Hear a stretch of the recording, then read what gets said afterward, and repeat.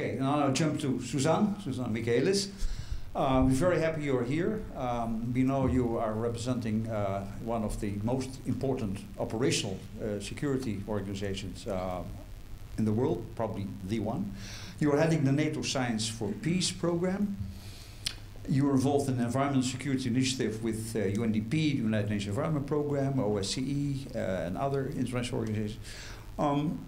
Can you just tell us what is NATO currently doing in the field of environment and security? Yes. I believe if you are solely concentrating on environmental security in NATO, you wouldn't make a career, to be honest. But you would not? Not make a career. Not yet? Not yet. Okay.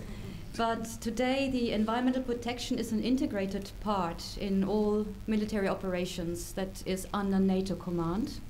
And in Afghanistan, for example, our provincial reconstruction teams have environmental expertise included. But I think NATO needs to do much, much more. How can I say?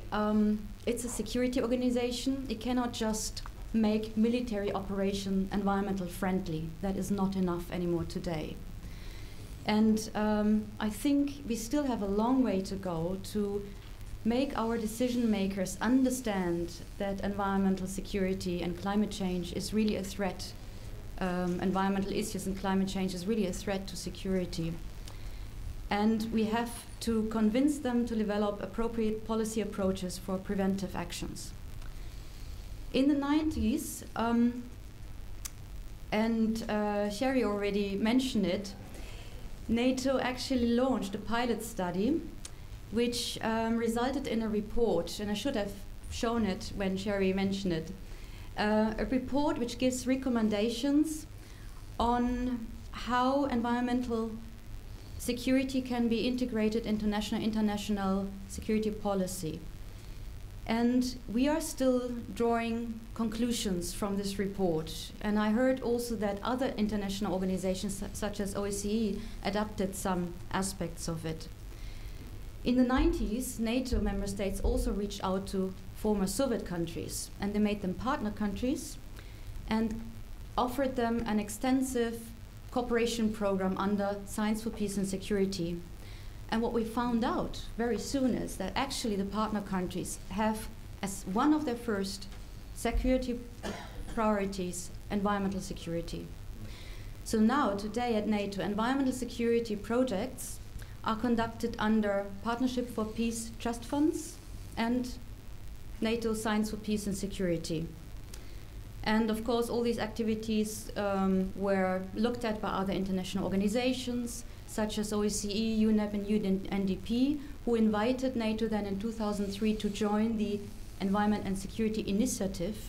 And that gave us the possibility to contribute in a coordinated way with concrete projects in vulnerable regions on water management, on management of radioactive waste, chemical pollution, and protection of the ecosystem in Western Balkans, South Caucasus, Central Asia, and Eastern Europe.